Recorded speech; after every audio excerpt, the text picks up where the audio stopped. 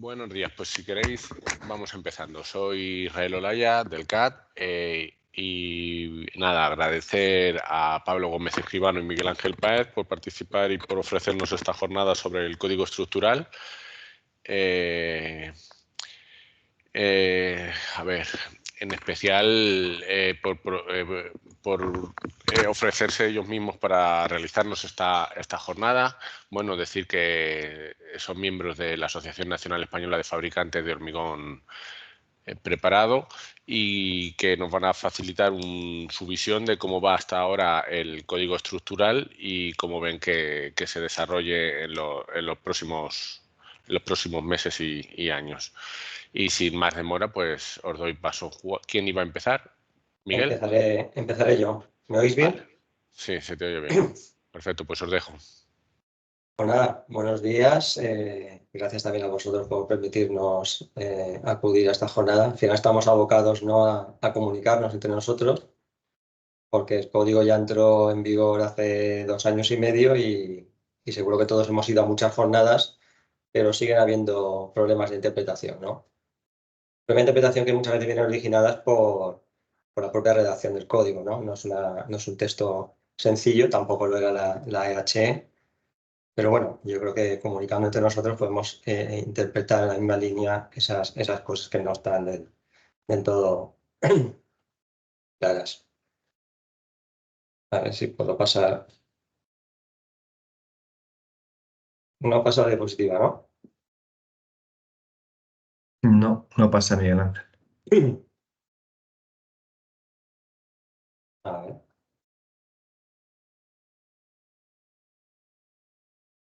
Ahora parece que sí. Sí, ahora sí. A ver si me va haciendo caso. Bueno, una breve presentación de la asociación. Nos creamos en el año 68, el siglo pasado, pues como se crean todas las asociaciones, ¿no?, con el objetivo de defender al asociado e intentar encontrar puntos de acuerdo con la administración. Actualmente pues tenemos unas 300 empresas asociadas, cerca de 800 centrales activas y 37 empresas adheridas. Delegaciones tenemos en varios puntos del territorio nacional. En esta ocasión, pues Castilla-La Mancha la compartimos entre Pablo y yo. Y bueno, algunas actividades que hacemos, pues las veis ahí definidas en azul. Son actividades que hacemos de cara al asociado y también relacionados con la administración, como puede ser el tema de la normalización UNE o propios grupos de trabajo que hacemos con el código. Y luego a nivel interno, pues tenemos una certificación ESPE. Consideramos necesario que nuestros asociados pues, tuviesen un caché, ¿no?, tanto en calidad en medio ambiente como en prevención de riesgos, adelantándonos un poco a lo que es prescriptivo en cuanto a la normativa. Bien, ¿cuáles son los marcos reglamentarios que afectan al fabricante de hormigón? Pues 2. Uno que es común a vosotros, que son las instrucciones de hormigón estructural. Ahí ves el desarrollo desde 1939 hasta el actual código estructural. Y otro sería el control de producción interno. Para que os hagáis una idea, es como un control de producción que debe llevar, por ejemplo, un marcado CE, ¿no? Entonces, como veis, el desarrollo ha sido mucho menor en este sentido, pero sí que ha dado un salto cualitativo en desde la última entrada en vigor de DRD 163, que ahora más adelante comentaré. He puesto aquí una coletilla porque no sé si estaréis al tanto que hace cosa de 1 mes o 2 meses, no sé, pues mediante un Real Decreto se disolvió la Comisión Permanente de Hormigón y también la Comisión Permanente del Cemento. Y esto, desde luego, no es baladí, esto es un tema muy importante, porque la Comisión Permanente del Hormigón es la que redactaba la instrucción y las que estaban ahí un poco a disposición para en caso de dudas o interpretaciones. Y eso queda un vacío. ¿Qué viene ahora? Pues tenemos un Reglamento General de la Construcción a nivel europeo, que creo que ahora está paralizado hasta después de las elecciones europeas. Se está hablando de un marcado CE de hormigón y tenemos la norma europea, que es la que algunos países son las que usan para reglamentar esto. Entonces estamos en un momento, pues bueno, un poco de expectativa, ¿no? A ver cómo evoluciona. El código lo tenemos ahí ya aprobado, pero no sé, no os podía decir si ya va a ser la última instrucción que tengamos y lo próximo será la norma armonizada, marcado CE, etcétera. Mantendremos informados, desde luego. Bien, os he comentado antes que el salto cualitativo en el control de producción es importante. Digamos que ya viene desde hace años, como hemos visto, la obligación que tiene el fabricante de hormigón de llevar un control interno de sus materias primas, transportes, control de resistencias, etcétera. Pero hasta ahora era un control que estaba tipificado en la reglamentación, pero no estaba auditado por externos. En nuestro caso sí como ANEFOP, porque teníamos la certificación ESPER y eso sí que lo vigilábamos, pero a nivel global no. Todo eso ha cambiado con el RD 163, que más o menos se ha ido desarrollando al mismo tiempo que el código, sus borradores, que lo conocemos comúnmente como ITCPH 19. Es como un marcado C, 2 más, es decir, está sujeto a auditorías cada 4, inicial cada 2 y cada 4, y por tanto pues, tiene un componente alto de legalidad. Quiero decir con esto que es ilegal que el fabricante de hormigón lo haga sin certificado ITCPH 19, pero también es importante para todo lo que me estéis escuchando, es importante que sepáis que es ilegal colocarlo en obra. Es como si estuvieses colocando un acero sin marcado C, por ejemplo. Para que veáis hasta qué punto el certificado ITCPH recoge todas las obligaciones del código, pues ahí tenéis una tabla, ahí en la tabla de la derecha, código estructural. Hay que tener en cuenta que el código estructural está pensado tanto para plantas de obra como para plantas industriales. Las obligaciones son las mismas. Ahí vienen todos los artículos y todas las referencias, que no vamos a leer ahora, pero bueno, que lo sepáis. Y el certificado ITCP H19 del control de producción del fabricante, ahí vemos en el RD dónde se recogen todas esas prescripciones del código estructural. Con eso lo que quiero trasladar es que quien tenga certificado ITCP cumple con todos los requisitos que marca el código estructural. Y con eso ya tenéis que estar tranquilos porque además eso está auditado por una entidad externa acreditada por ENAC. Y luego, la columna de la derecha del todo, veis lo que ya recogía el certificado ESPER con anterioridad a esto. Ahora, por supuesto, ya lo hemos adaptado para que recoja todo lo demás.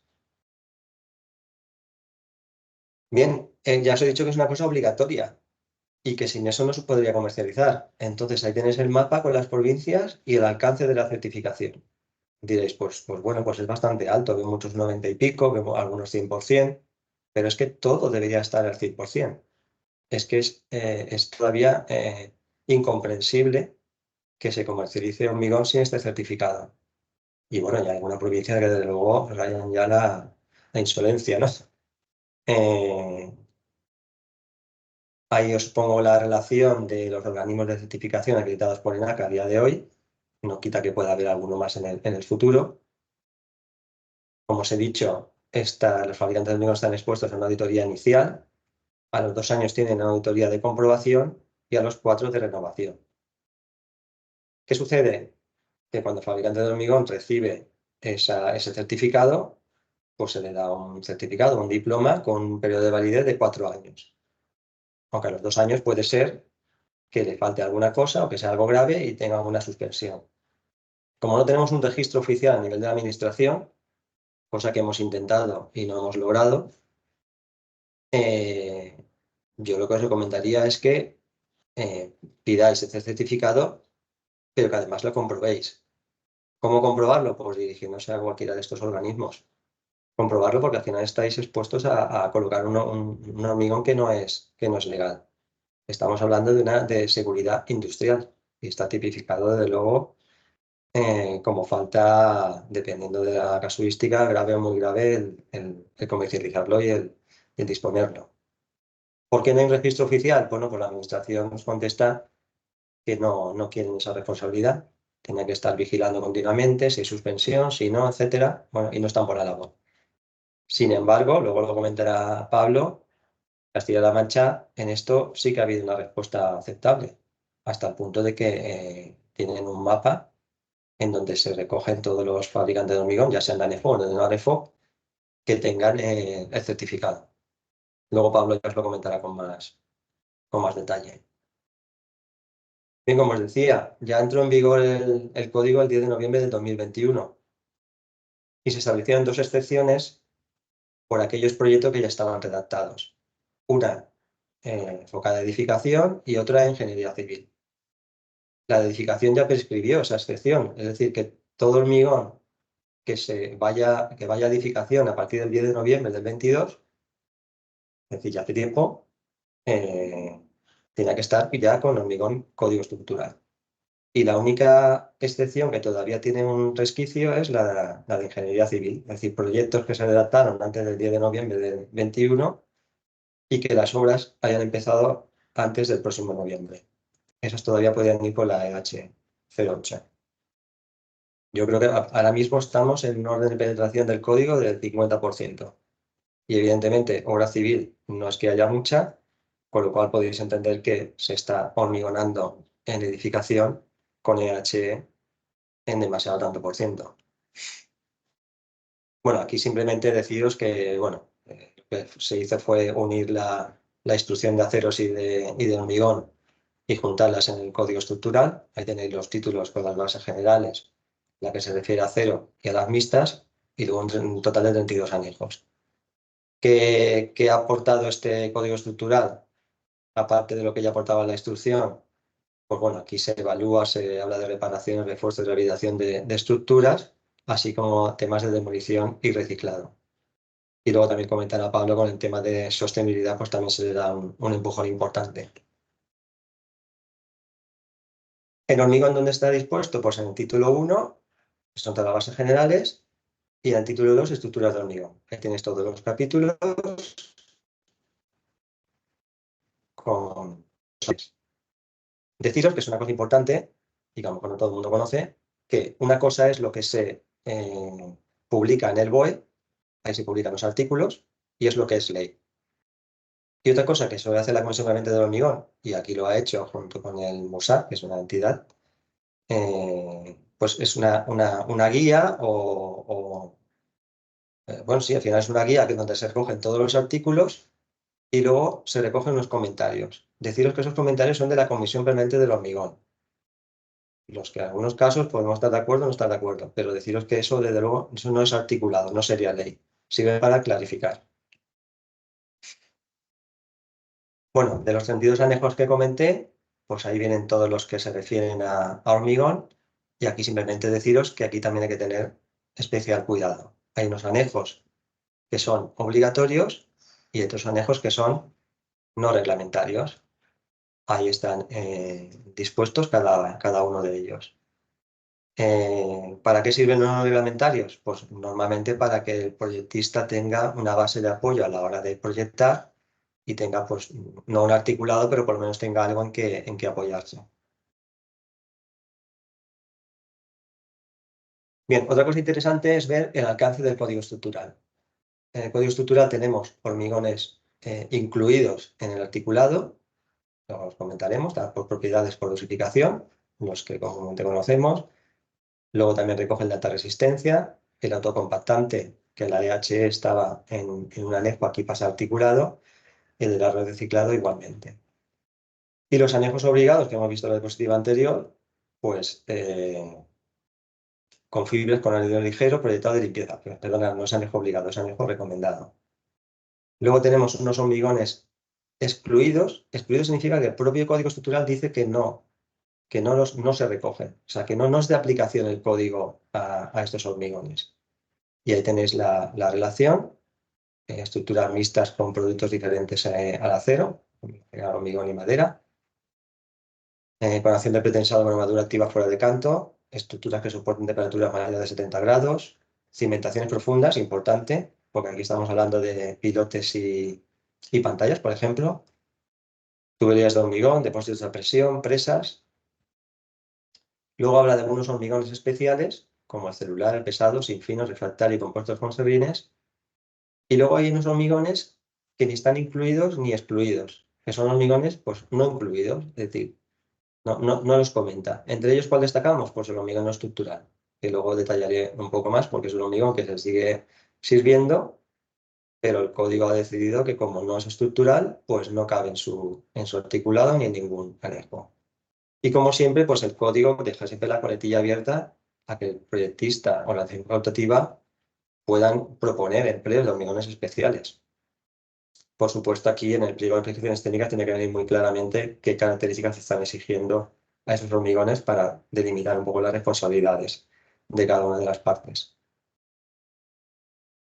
Con la tipificación de hormigón estándar, esto ya sí que lo conocéis vosotros. La tipificación no ha cambiado con respecto a la EHE, hormigón en masa, armado o pretensado, la consistencia, tamaño máximo del árido, el tema del ambiente, que luego detallaremos.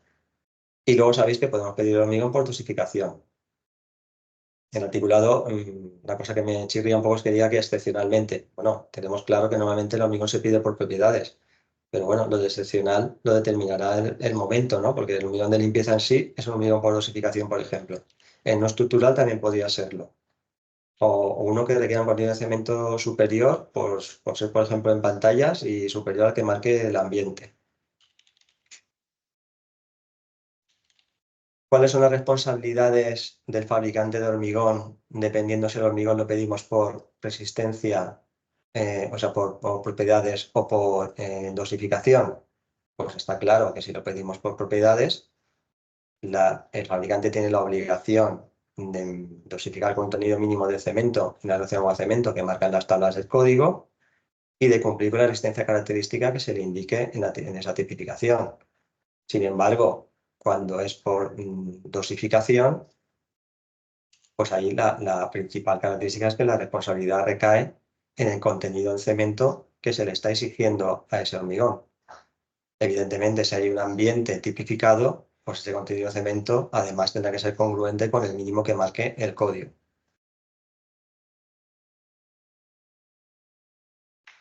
Pablo luego tiene al final una relación de problemas, que es el que nos encontramos con el día a día, y que luego pues podremos ir comentando, que seguramente iremos solventando a lo largo de la jornada. ¿Qué pasa con aquellos hormigones que no se encuentran en el marco normativo? ¿Qué pasa cuando pedimos una resistencia que no es congruente con el ambiente? ¿Qué pasa, por ejemplo, con los cementos resistentes a los sulfatos? ¿Cuándo es obligatorio? ¿Cuándo no? ¿O qué sucede cuando pedimos otras características al hormigón que no están tipificadas en el código, como puede ser, por ejemplo, la flesotracción? Luego también se hablará sobre ello. Pero lo que es importante y es prescriptivo, porque lo dice el código estructural, es que el peticionario debe especificar documentalmente al fabricante el tipo de hormigón. Y esto es muy importante porque así solventamos muchos problemas. Si el fabricante de hormigón recibe por escrito el tipo de hormigón, pues pueden saltar las alarmas sobre algo que chirría, algo que no cuadre, algo que los técnicos del hormigón y de la obra tengan que ponerse de acuerdo antes de. Porque es muy habitual el telefonazo y tipificar cualquier tipo de hormigón y luego vienen los problemas una vez llega el hormigón a la obra. Bien, este es uno de los caballos de batalla de los problemas que tenemos. Tanto en la H08 como en el código estructural, pues sabéis que existe una tabla que es obligatoria para que el fabricante de hormigón dosifique un contenido mínimo de cemento y la máxima relación agua-cemento en función de la clase de exposición que está tipificada en ese hormigón, que es la que ha definido el proyectista. ¿Qué sucedía en el H08? Pues a esa tabla acompañaban otra con unas resistencias mínimas compatibles, es decir, con ese contenido de cemento, esas materias primas, ¿qué resistencia podemos esperar? Pues se ponen ahí las resistencias. Lo que sucede es que la EH08 estaba bastante claro que era una tabla, pues como un comentario, era una idea. Pero aquí, si nos vamos al articulado, que es el 43.2, la cosa cambia, porque aquí se deduce que sí es obligatorio. Lo voy a leer, dice, cuando la resistencia especificada en la tipificación del hormigón sea inferior a la resistencia mínima esperada, la tabla esta que tenéis ahí arriba, asociada a la clase de exposición considerada, prevalecerá esta última en la prescripción del hormigón, por ser los condicionantes de durabilidad más restrictivos que los de resistencia. Es decir, por ejemplo, ahí tenemos un XC2 y un XA2. 275 kilos para el XC2 y 350 kilos para el XA2. ¿Cuál es la resistencia mínima esperada para el XA2? 30. ¿El código te dice que esa tabla es obligatoria? Sí. Entonces, ¿qué tenemos que hacer? Tipificar como HA30. ¿Qué sucede? Que en el proyecto venía como HA25. Ya ayer hablando con José Manuel, es que en el visado eso no se puede cambiar. Bueno, pues tendrá que ser la dirección facultativa quien asuma esa responsabilidad. Y os digo por qué, porque por dos cosas. O sea, primero porque el software que tiene el fabricante de hormigón, cuando mete un XA2, ya le obliga a que sea en HA30. Yo tendría que cambiarlo, forzar a cambiarlo. Es que su control de producción, cuando va sirviendo el HA30, él tiene una herramienta estadística obligada y auditada y van saliendo las resistencias. Porque con ese contenido de cemento le van saliendo pues 35, 36, 38 newtons. Pero es que si les estamos pidiendo como un HA25, esto es incongruente, o sea, no hay trazabilidad entre un hormigón y otro. Entonces, es un problema que existe, es un problema que viene muchas veces del proyecto y es un problema que tiene que resolverse en la cadena intermedia. Bien, hemos visto que normalmente es por durabilidad, el ambiente el que marca el contenido mínimo de cemento y la resistencia. Pero también pensar que puede ser, no sería congruente que pasase al revés, es decir, el proyectista hace unos cálculos por su prontuario y le sale pues, que necesita 40 newtons para ese elemento estructural y que luego tiene un XA2 que hemos visto que sería un 30. Evidentemente aquí lo que prevalece es el máximo del cálculo de durabilidad, que sería el 40. O sea, no siempre tiene por qué ser el más restrictivo el tema de durabilidad. Como siempre, se especificación documental y comunicación con el peticionario por escrito ante cualquier problema, porque aquí, por ejemplo, podría surgir la duda, el fabricante, ¿seguro que es 40 o me has querido decir 30? No, mira, es 40, porque lo dice el proyecto, por esto, o vamos a preguntar a la dirección de obra, o vamos a preguntar al proyectista. ¿Vale? Entonces, todo eso con comunicación se solventa. Y luego, bueno, ahí se he puesto unas cosas que seguro que conocéis, que es la serie de resistencias para poder tipificarlo, que es en megapascales o metros por milímetro cuadrado, que todos los cálculos van relacionados a probeta cilíndrica, aunque se permita la cúbica, luego Pablo os comentará la equivalencia, que evidentemente la resistencia característica está definida a 28 días, y los hormigones de alta resistencia son aquellos que superan los 50 newtons, y esas son las resistencias mínimas para hormigón en masa, hormigón armado y hormigón pretensable. ¿Qué pasa con la consistencia? Pues algún pequeño cambio ha habido, no por gusto, sino que lo que han hecho es recoger la normativa europea, que la veis ahí a la izquierda. En las clases no es nuestra nomenclatura, ahí van de S1 a S5. Y bueno, lo que han hecho un poco es acomodar esos intervalos al código estructural. Lo más importante con respecto a la consistencia está en el artículo 33.5 y que dice de una manera clara que en obras de edificación, para pilares forjados y vigas se utilizará un hormigón de consistencia fluida. Y esto es obligado, claro, es obligado que lo ponga el proyectista. Y si no, pues habría que corregirlo. Dice salvo justificación en contra, pero claro, salvo justificación en contra en proyecto.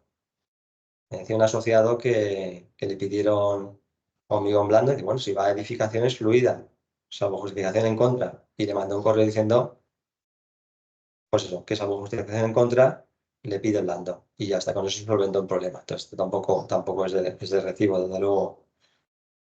Eso es obligado para edificación, pero en ingeniería civil, pues bueno, también es recomendado en elementos densamente armados, etc. ¿Cuáles son los primeros problemas que nos encontramos?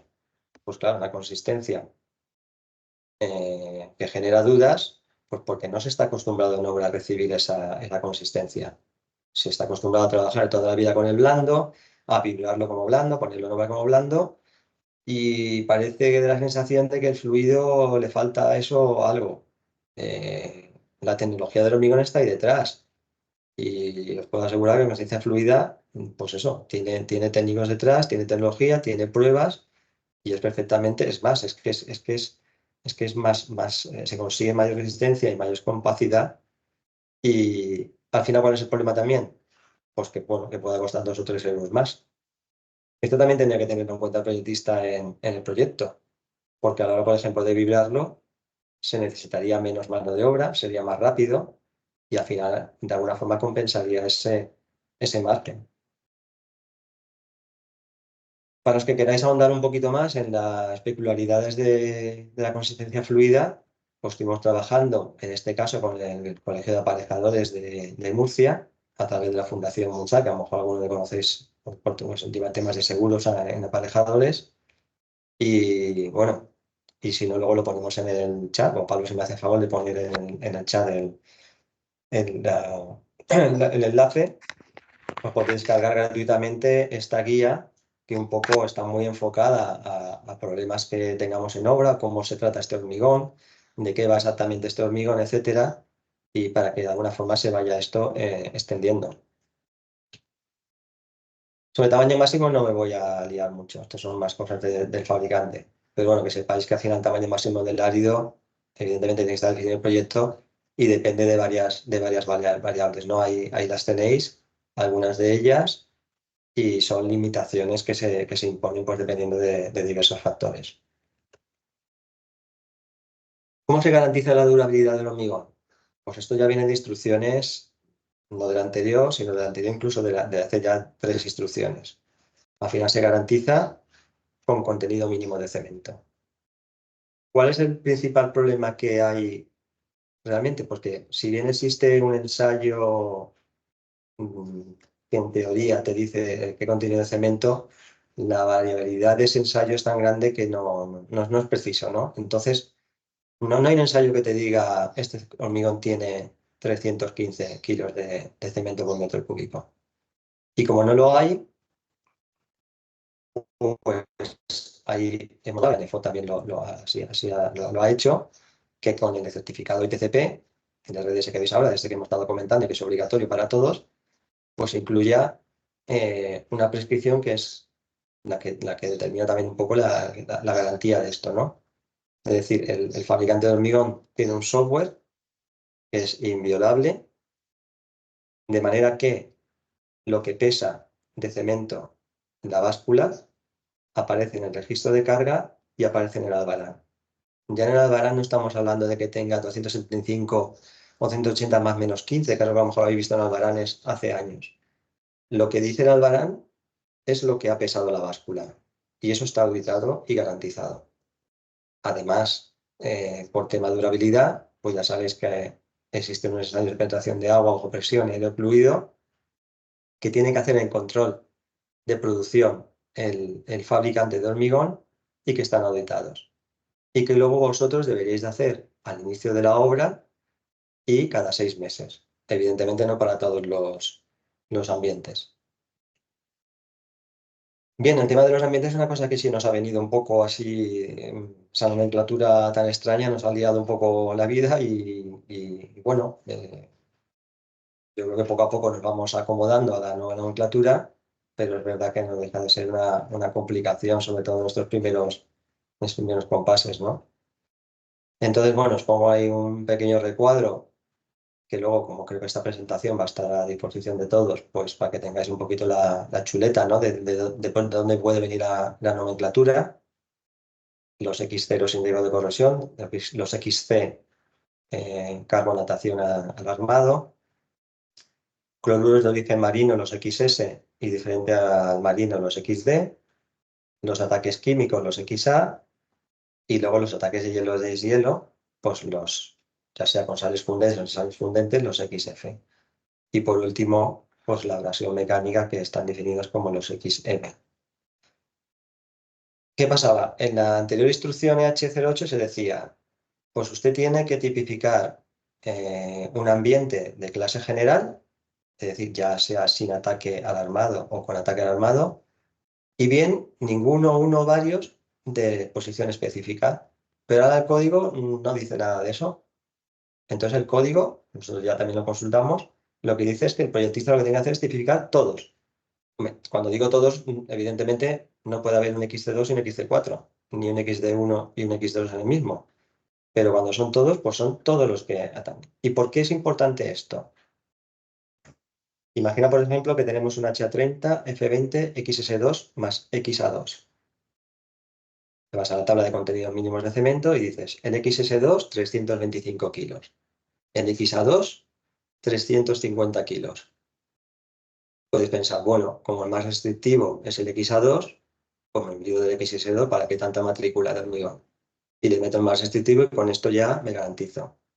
Pues es un error, porque seguramente te estás dejando alguna prescripción adicional al quitar el XS2.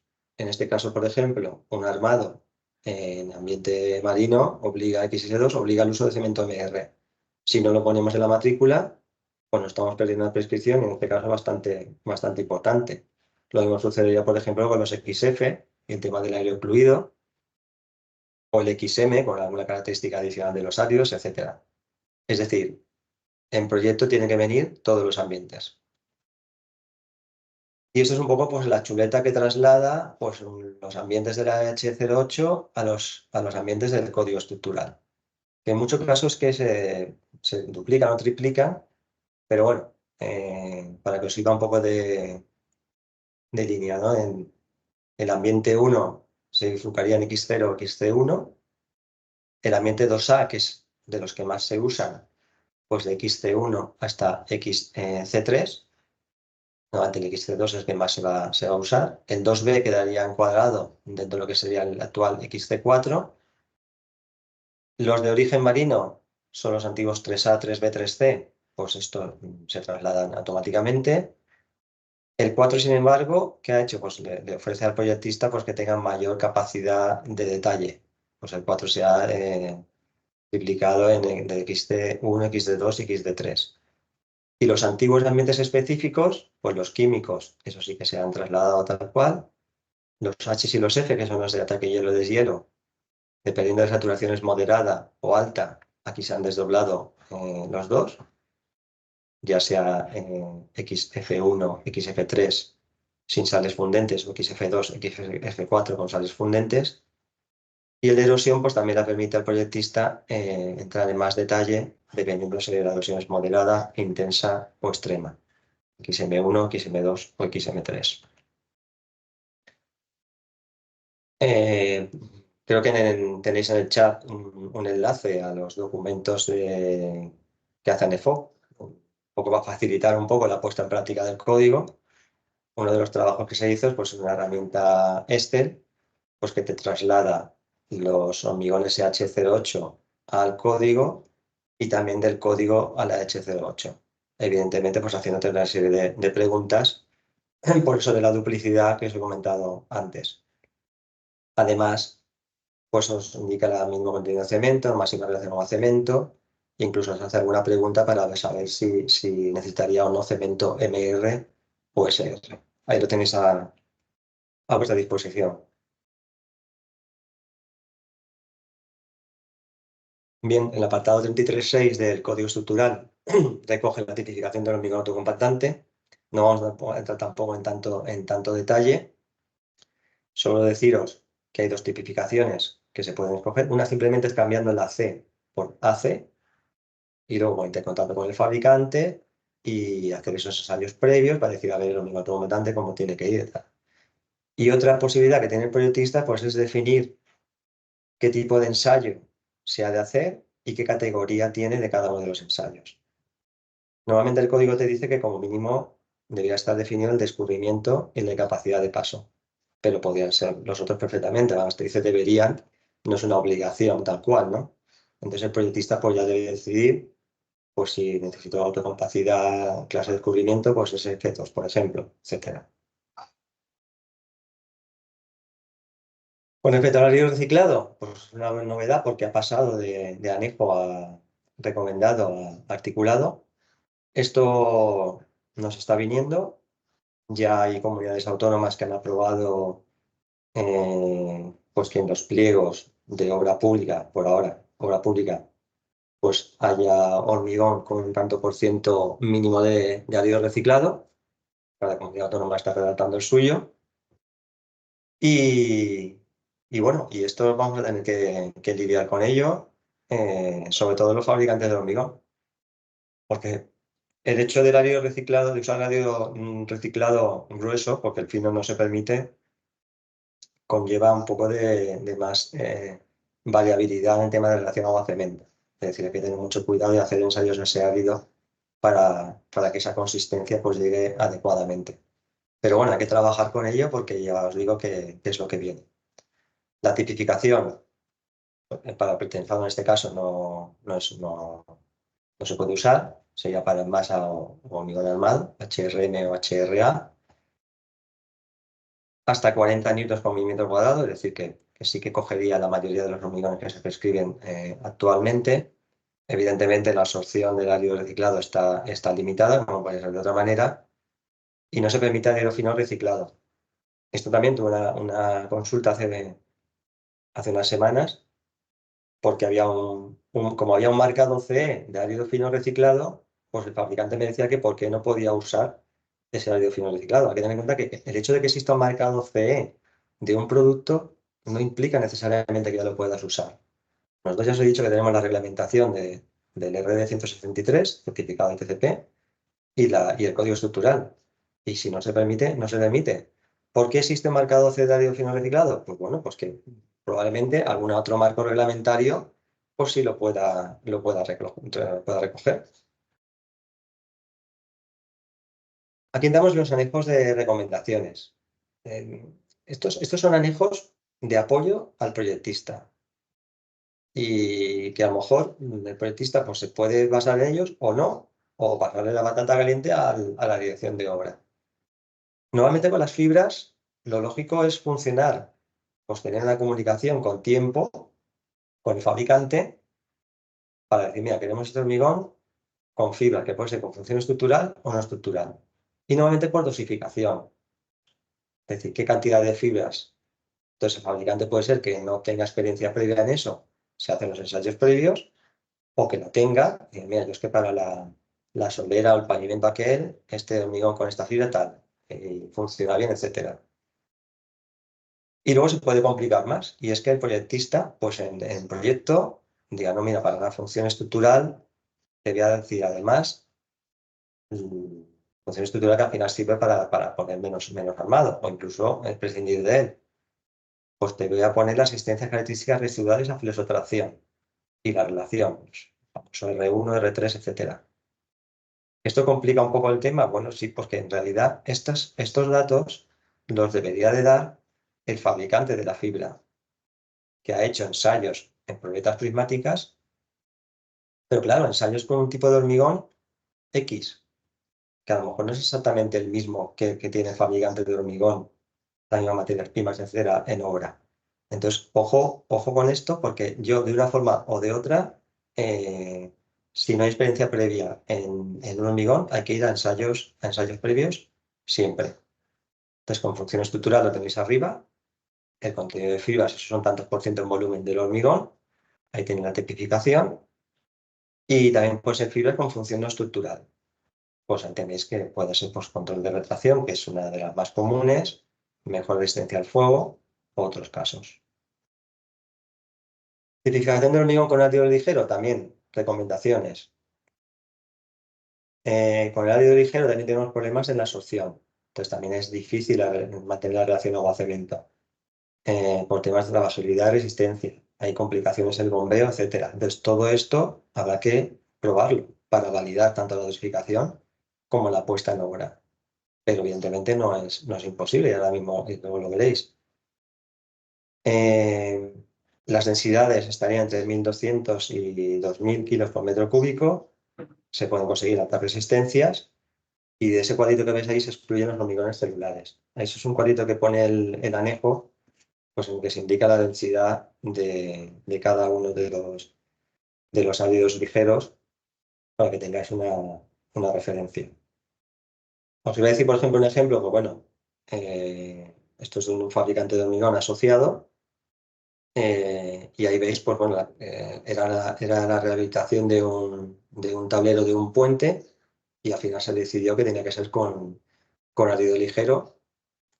El canto era pequeño, entonces bueno, pues tiene que estar exento de ensayos previos, evidentemente. Tú no puedes dosificarlo así y ya está. Pues allí hubieron pues semanas y algún que otro mes de ensayos, tanto de la densidad como de la resistencia, buscando, en este caso se usó la arcilla expandida estructural, pues buscando el porcentaje adecuado de una forma o de otra para dar un poco con la ventana adecuada de dosificación.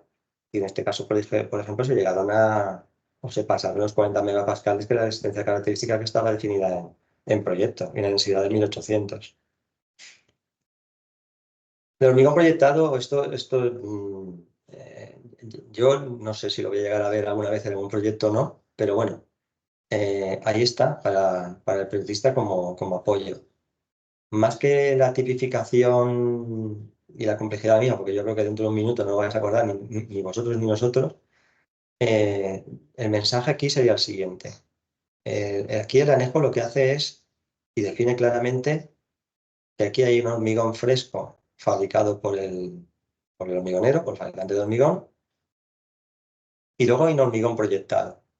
Y los dos son distintos. Es decir, no hay una tipificación única, como sucede con el resto de hormigones. Aquí el proyectista tiene que definir dos. Una para el hormigón fresco y otra para... Es más, puede ser que esté definido el del hormigón proyectado y luego la dirección de obra tenga que pedirle al fabricante el que veis arriba, el hormigón de partida. ¿No? Tiene su complejidad. ¿Por qué? Porque ese hormigón fresco luego va a una boquilla que con un aire comprimido se tira a presión, normalmente se le añade un aditivo acelerante, entonces claro, ese hormigón que está saliendo a presión no es el mismo que el hormigón fresco que había suministrado el fabricante. Entonces aquí lo que me está trayendo ahora el fabricante de hormigón es apto o no apto, pues habrá que hacer probetas de hormigón fresco antes de esa proyección. Y luego en las maquetas de prueba con hormigón proyectado, pues hacer unos testigos y se sacan esas resistencias a edades tempranas, que es la que el proyectista tendría que haber definido, que es la J.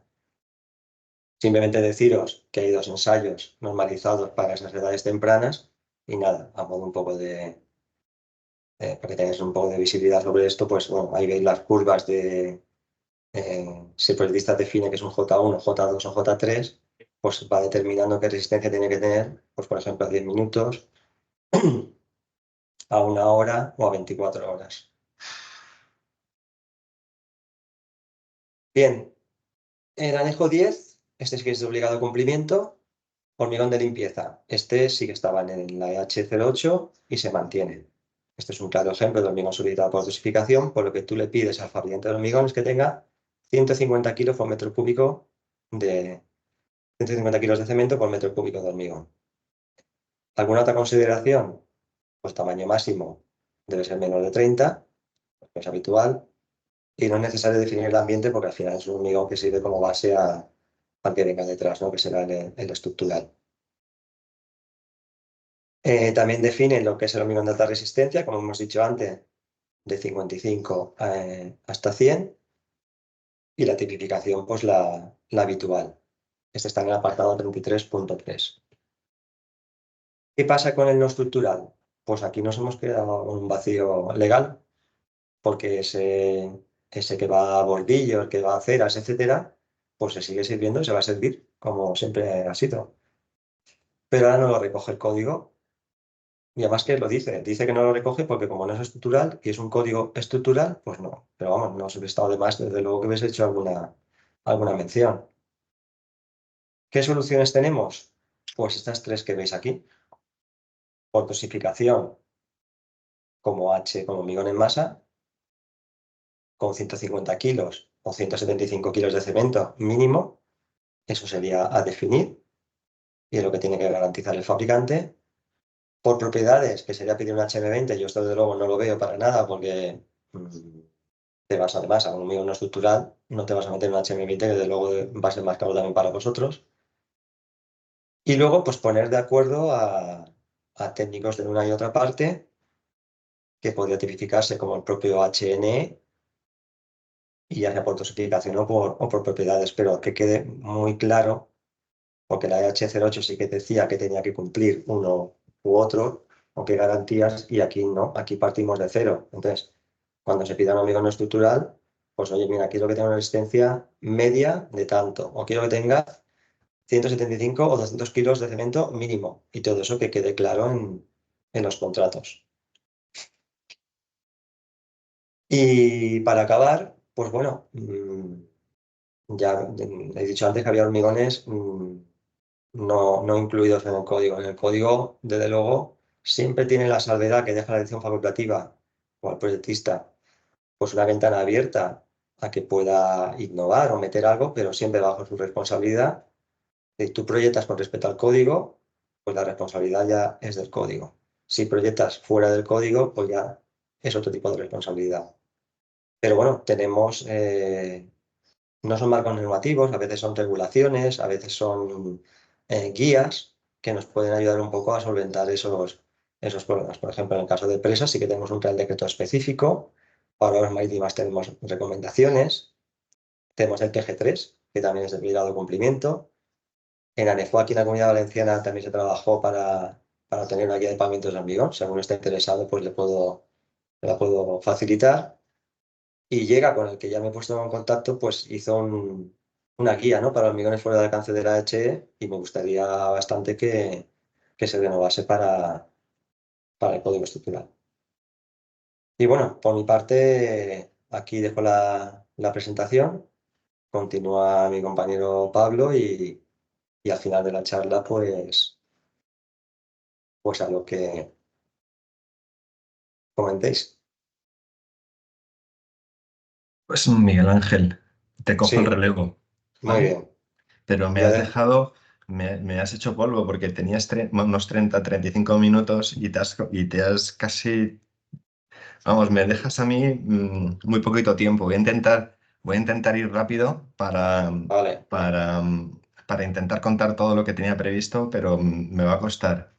venga, Mira, yo voy a hablaros un poquito sobre el control documental en el código, sobre el suministro, recepción y puesta en obra y el tema de sostenibilidad. Y dejaré para el final, que podemos hacer a medias, Miguel Ángel y yo, un tema, experiencias reales que nos estamos encontrando en la implantación del código. Y luego al final, si queréis, un ratito para preguntas y ya terminamos. Una cosita, hay muchos de los temas que voy a mencionar, ya los ha comentado Miguel Ángel, pero yo creo que también es bueno en alguno de los temas reforzar el mensaje, con lo cual tampoco me importa, no nos importa demasiado eso, en alguno de los temas insistir. Os he puesto en el chat un enlace a nuestra página web donde podéis descargar una serie de documentos y, mira, quería explicaros un poquito, bueno, el enlace os lo he puesto. Entonces, veréis que en la web aparece un texto que es Real Decreto 470, que es el código estructural. Veis que hay una serie de documentos. Estos son los documentos que os podéis descargar. El documento 8 es correspondencia entre clases de exposición, lo ha comentado Miguel Ángel. El 9 es la comparativa de exigencias de dosificación entre la EHE 08 y el código. El documento 10 es un documento muy interesante, es un documento que me parece que es fundamental, que es el cuadro de resumen de especificaciones del código. Luego el 11 es el Excel, es la herramienta Excel conversor de tipos de exposición entre la EH y el código, o el código y la EH, trabaja en los dos sentidos, ¿no? Y luego hay otros tres documentos que son bastante interesantes, que yo los voy a mencionar también un poco de pasada, que es el flyer de tipificación, donde se resumen las tipificaciones de los hormigones bueno, de los hormigones en el código, el flyer de control de recepción, que trata sobre el control documental y sobre el control de recepción del hormigón en obra, y un documento 14 flyer, que es un documento un poco más sencillo. Ahí aparecen los ambientes, etcétera, etcétera. Bueno, también muy interesante. Y la guía sobre consistencia fluida en edificación que mencionaba antes Miguel Ángel también está aquí colgada en este apartado de la web. Eso con respecto a lo que es el documento SANEFOP, que los hemos mencionado antes y quería explicaros un poquito dónde estaba, ¿no? Ya entrando en materia, lo que es control documental en el código. Esto es un pantallazo de uno del flyer que llamamos control de recepción, ¿no? Entonces, dentro del control de recepción, el control documental, en esta diapositiva se refleja lo que es el control documental en el código. Entonces, diferenciamos entre lo que es la parte que afecta al suministrador, al fabricante de hormigón, lo que afecta al constructor y lo que afecta al laboratorio. Entonces, código estructural establece la obligatoriedad de que antes del inicio del suministro de hormigón, de cualquier tipo de hormigón, el suministrador entregue al constructor el certificado de cumplimiento del Real Decreto. Pero lo que comentaba Miguel Ángel, el fabricante está obligado a entregar el certificado, pero el constructor está obligado a exigirlo y a tenerlo. O sea, no se puede, esto es obligatorio por todas las partes, ¿no? Entonces, una vez entregado el certificado, se distingue lo que el código distingue entre aquellas centrales que tienen distintivo de calidad oficialmente reconocido, el antiguo DOR, o los que no tienen distintivo. En Castilla-La Mancha, por lo que yo conozco hasta el día de hoy, que yo sepa, no hay ni una sola central que tenga distintivo, con lo cual esta parte de aquí no aplica. Si tuviera distintivo, lo único que tendría que entregar es un distintivo, es la copia del distintivo y una copia del certificado. Como en nuestro caso lo que nos afecta es este caso, las plantas no tienen distintivo, lo que tiene que entregar el fabricante de hormigón antes del inicio del suministro es una declaración responsable para todos los hormigones y una ficha técnica. Pero eso sí, la ficha técnica no es para todos los ambientes, es solo para los ambientes XT3, XT4, XD, XS, XF, XA o XM. Entonces, esta declaración responsable y esta ficha técnica son documentos nuevos que no estaban incluidos en la EH08 y que son, pues hay que entregar antes del inicio del suministro. Durante el suministro no cambia, el albarán esto es lo de siempre. Y al final del suministro, el certificado final del suministro. El constructor está obligado antes del suministro a especificar el pedido por escrito.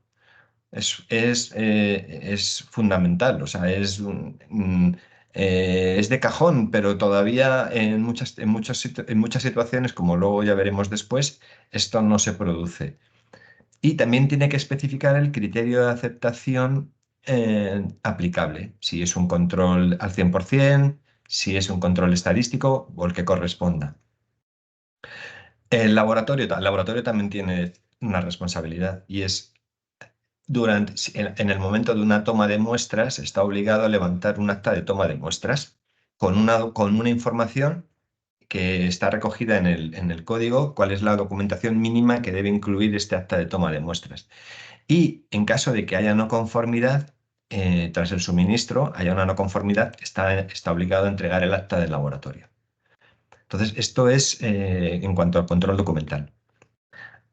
También os vuelvo aquí a comentar con el tema del Real Decreto, que Miguel Ángel os lo ha explicado muy bien. También en la parte de documentos del sector, también hay una parte que es documentos que preparamos en su día del Real Decreto y podéis descargaros pues tanto el Real Decreto como una serie de documentos resumen que preparamos, un protocolo, un tipo de inspección y una guía de aplicación y unos documentos de industria explicativos que ha ido sacando del Real Decreto, porque el Real Decreto, bueno, pues es un documento muy breve, donde no todos los temas quedan suficientemente aclarados y el Ministerio de Industria ha sacado 2 notas explicativas. Bueno, pues están aquí, las podéis descargar. Bueno, esto es un flyer explicativo del Real Decreto, que también lo tenemos por ahí para que la gente lo conozca. Os ha mencionado Miguel Ángel que en Castilla-La Mancha hay una herramienta que no existe en el resto de España y es, aunque no existe un registro oficial de plantas con el certificado de cumplimiento del Real Decreto, la comunidad, la Dirección General de Industria sí ha habilitado en una página web que os la he puesto en el chat y aquí la tenéis aquí arriba. Podéis consultar todas las centrales que tienen el certificado de cada una de las provincias de la comunidad. No están todas las que son, ni a lo mejor son todas las que están, porque es verdad que no tienen, el problema de este mapa es que no lo actualizan con una frecuencia muy grande. Pero bueno, este mapa de centrales, junto con esta otra herramienta que no ha mencionado Miguel Ángel y os la menciono yo, que es en nuestra página web, en el apartado de hormigón, hay una herramienta que se llama buscador de certificados.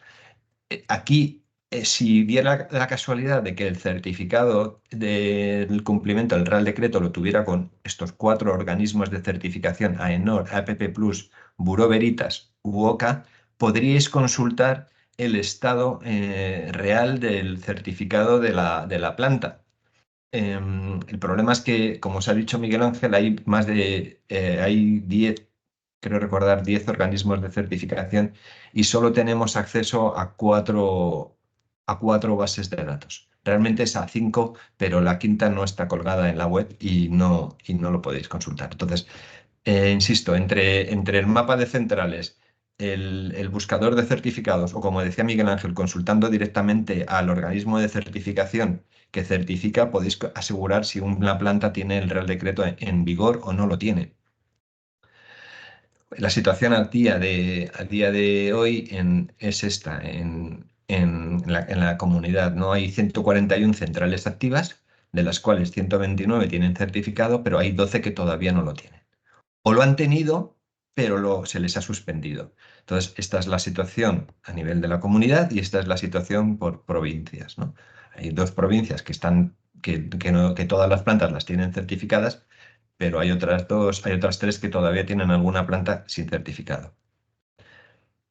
Vale, os comentaba que los documentos que son obligatorios con el Real Decreto, con el Código Estructural, por un lado está la declaración responsable, que es un documento que aparece en el anejo 4 del Código Estructural, y la ficha técnica.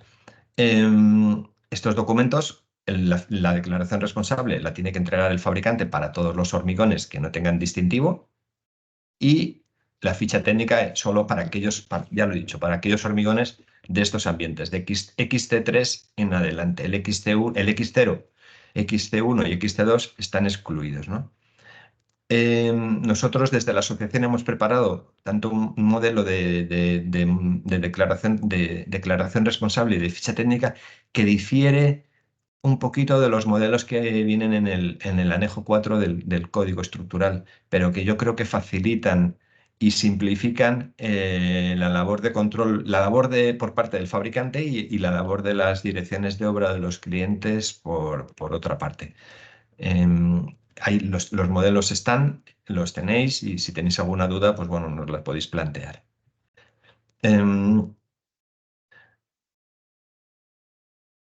Y ya entraría a lo que es la parte de suministro, recepción y puesta en obra. Como os decía, muchos de los temas que voy a mencionar están en el flyer que os lo podéis descargar, que es bastante útil, bastante práctico. La parte de control documental, como veis, ya la hemos mencionado. Entonces, sobre el suministro, recepción y puesta en obra me voy a centrar sobre todo en aquellos temas que difieren de antiguas instrucciones, ¿no? Por ejemplo, esto no se diferencia mucho de lo que contemplaba otras instrucciones. Está prohibido la alteración del producto en obra. En nuestro hormigón sale de planta y tal como sale de planta, se debería colocar en obra sin ninguna manipulación. Está prohibida la adición de agua o de cualquier otra sustancia que pueda alterar la composición original. Solo hay una excepción, que es en caso de que la consistencia no cumpla la especificada y haya un procedimiento escrito y aprobado por el fabricante y lo autorice la dirección facultativa, se puede añadir con un protocolo especial, con ese protocolo que digo, aditivo en obra para alcanzar la consistencia solicitada. Pero obliga a que exista ese protocolo y que además haya un amasado adicional como mínimo de 1 minuto por metro cúbico de hormigón suministrado, con un mínimo de 5 minutos. O sea, esto es la única excepción que se establece a la adición de productos en obra. Por supuesto, el agua no está contemplado bajo ningún concepto, ¿no?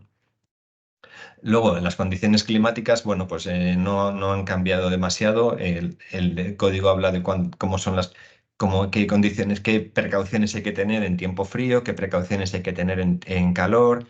Bueno, pues estas no han variado mucho respecto a las instrucciones anteriores, ¿no? Bueno, pero en este caso, en cualquier caso, todo lo que implique la colocación en obra es responsabilidad del usuario. Al final el usuario es el que tiene, el constructor, el usuario, la dirección de obra, la dirección facultativa, es la que tiene que tomar la decisión final en caso de que haya de autorizar hormigonados en frío, de hormigonar en condiciones de excesivo calor, etcétera, etcétera.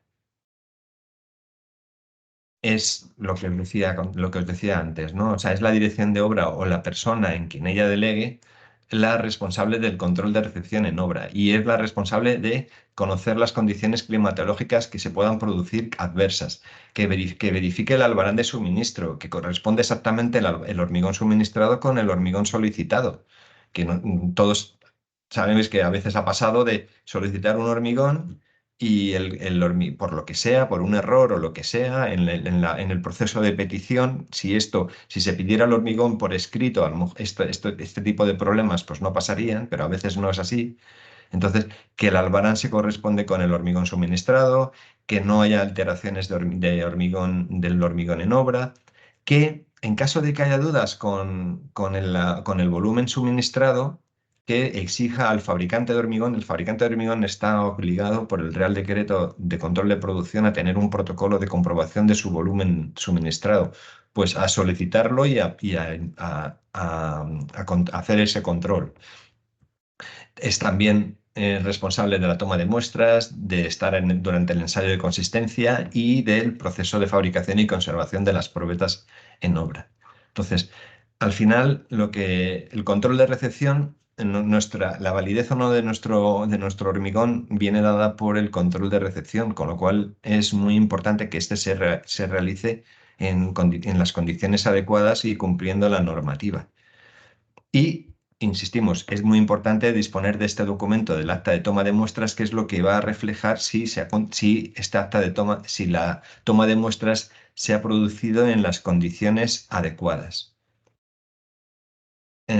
Respecto a la toma de muestras, lo más significativo respecto a la instrucción anterior es que obliga a que en el proceso de toma de muestras se fabriquen probetas para reservar, en caso de ser necesaria, para romper a edades posteriores a 28 días. Aquí indicamos 60 días porque lo normal ya que reservas y vas a romper a edades posteriores a 28 días, ya es llevarlo al periodo máximo en el cual se supone que ha aumentado la resistencia lo más posible y entonces, bueno, pues a la romper a 60 días. Y esto es preceptivo, o sea, la instrucción lo dice claramente, o sea, lo normal ahora mismo en una toma de muestras de un hormigón, lo normal sería fabricar como mínimo 6 probetas. Luego, otra de las condiciones que ha cambiado es los criterios de permanencia en obra, el criterio de conservación de las probetas en obra. Se ha endurecido. O sea, el rango de temperaturas se ha hecho más estricto y el tiempo de permanencia en obra. Además, sabéis que indica la instrucción que si no se puede garantizar que durante un periodo superior a 2 horas se puedan garantizar estas condiciones de temperatura alrededor de las probetas, es necesario que haya un recinto de conservación de probetas en obra que sí que lo garantice. Entonces, esto, si os fijáis, nos lleva a que prácticamente, yo es que creo que prácticamente todo el año habrá un mes o 2 o 3 meses en todo el año que no, que no sea obligado, que se pueda garantizar que estas temperaturas, que este rango de temperaturas no se van a cumplir. Porque es que ya te digo, en el resto en 8 o 9 meses al año, este rango no se van a cumplir y obligaría a tener en todas las obras un recinto de conservación de probetas en obra, cosa que, por desgracia, como bien sabéis, pues no es habitual. Es muy poco habitual, de hecho. Pero insisto, o sea, con este rango de temperaturas, en la mayoría de las zonas de España, pues no sé, a lo mejor en la costa, efectivamente, los ambientes son más templados y esto se puede garantizar, pero en el resto de la península, pues esto no se cumple. Y insisto, y sería obligatorio tener un recinto de conservación de probetas, que no existe. Ese recinto o no de conservación de probetas en obra es uno de los temas que deberían aparecer en el acta de toma de muestras que debe levantar el laboratorio. También, bueno, como lo comentaba Miguel Ángel, lo normal, todas las referencias del hormigón a la probeta cilíndrica habitual. Se pueden utilizar probetas cúbicas de 150 milímetros aplicando estos coeficientes reductores de la resistencia. También se podrían utilizar probetas cúbicas de 100 milímetros, pero bueno, ahí las condiciones son más estrictas. Vuelvo a hablar sobre el acta de toma de muestras y la importancia que tiene para dejar trazabilidad sobre nuestro producto y sobre el control de recepción que se realiza. De esto ya lo ha comentado Miguel Ángel, con lo cual lo voy a pasar por encima. Lo que sí que insistir en que en el control de recepción no se puede rechazar un hormigón por su consistencia sin realizar un ensayo. Esto es fundamental. Esto también es práctica habitual. Nos ha pasado muchas veces que llega un hormigón a obra, el encargado el responsable de obra lo empieza a descargar, no le gusta la consistencia que tiene y sin realizar ningún ensayo, sin estar en laboratorio presente, devuelve el hormigón a obra. Esa práctica no es posible, o sea, no se puede devolver un hormigón sin realizar el ensayo. Bueno, esto también lo ha comentado Miguel Ángel, lo de la prescripción de consistencia fluida para obras de edificación, pilares, forjados y vigas, y obras de ingeniería civil con mucho armado, ¿no? La instrucción habla de, pues esto de pilares, estribos en puentes, losas de puentes, elementos que están muy armados, y un hormigón con consistencia fluida, pues lógicamente penetra mejor por toda la ferralla y se coloca mucho mejor. Respecto a las modalidades de control, las modalidades siguen siendo las mismas, 100% estadístico indirecto, pero me voy a centrar en el estadístico, que es la práctica habitual. El indirecto obliga a que la central disponga de distintivo, que como ya os he dicho, en Castilla-La Mancha no hay centrales con distintivo, y el 100% la verdad que es una práctica muy poco habitual, que no se utiliza por su coste económico y no es normal, ¿no? Entonces, el estadístico es el habitual, es aplicable a todas las estructuras. Entonces, ¿qué es lo que ha cambiado respecto a la instrucción? Bueno, está más detallada. El criterio para determinar los lotes de control, hay una tabla que es mucho más detallada que lo que venía en la EH08. Y además incluye una cosa que quiero resaltar, que es el tema de las losas para pavimentos en general.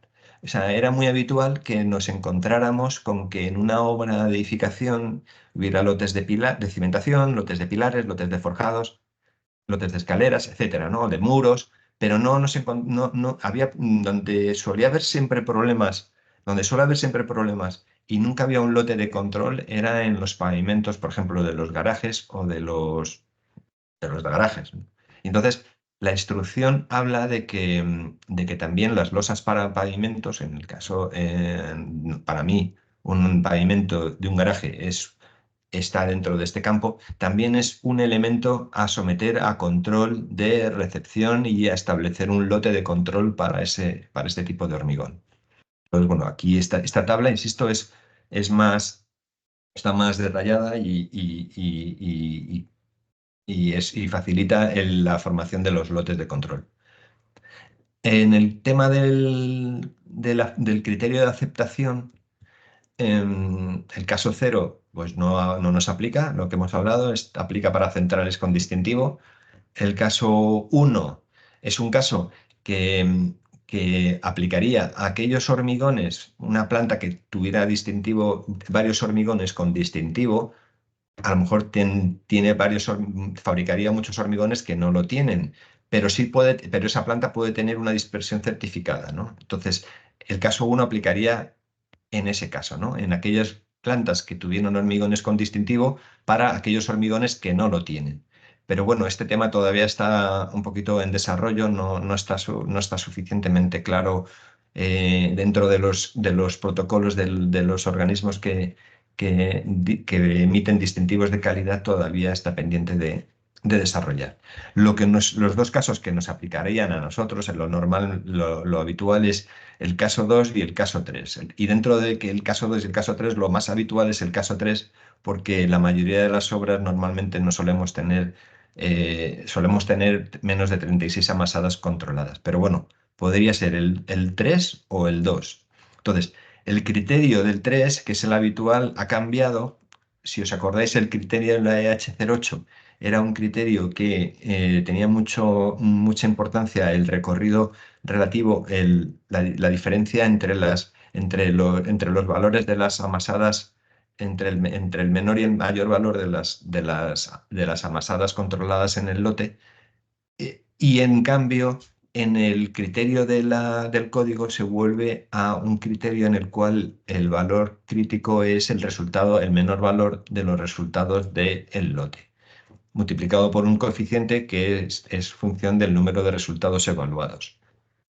Entonces, por ejemplo, aquí veis un caso en el cual si tenemos para un lote con 3 amasadas controladas, 29, 30 y 36, en la EH08, que como os comentaba, influye mucho la diferencia entre el mayor valor y el menor valor de los resultados del lote 36 y 29, pues el criterio era que este lote era rechazado. En cambio, en el código, el valor que influye aquí es el menor del valor de los resultados del lote 29, que al multiplicarlo por 0,89, pues da un valor de 25,8, que en caso de que la característica fuera 25, pues el lote es aceptado, ¿no? Ahí veis la diferencia entre un criterio y otro.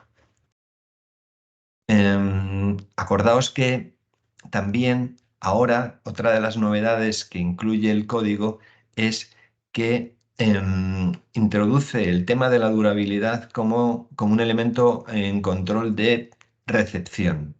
Hasta ahora, el tema de la durabilidad, la durabilidad es un tema que controlan los fabricantes de hormigón, están obligados a hacerlo por su control de producción, hacer sus ensayos de penetración de agua o de aire ocluido para el suministro de determinados ambientes, pero el código establece la obligatoriedad de que también se haga estos ensayos de control de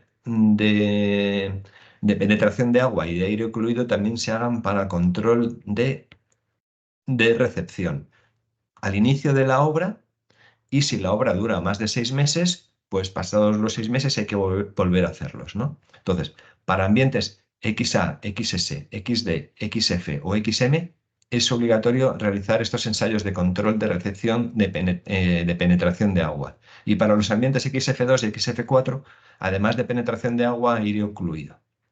Entonces, bueno, sabéis que el ensayo de aire ocluido, el ensayo de penetración de agua, es un ensayo que se realiza en laboratorio. Hay que coger una serie de probetas y hacerlas sobre esas probetas, pero el ensayo de aire ocluido, si os acordáis, es un ensayo que se realiza en obra. Hay dos métodos, el método de la columna de agua o el método del manómetro, pero es un ensayo que hay que hacer en obra. Igual que se toma unas probetas, se van a fabricar unas probetas para ensayar el posterior y en el laboratorio en control a resistencia a compresión, pues hay que hacer ese ensayo de aire ocluido con uno de los métodos que os comentaba. Y luego, en cuanto a las decisiones derivadas, en caso de que haya una no conformidad, bueno, pues vamos a distinguir en caso de que la no conformidad sea un problema de docilidad, lo que hemos hablado, en ese caso sí que se puede rechazar la masada si ha habido ensayo de docilidad. Pero os recuerdo que en caso de que existiera ese protocolo de actuación con dosificación de aditivo en obra, pues el hormigón se podría no devolver a la planta.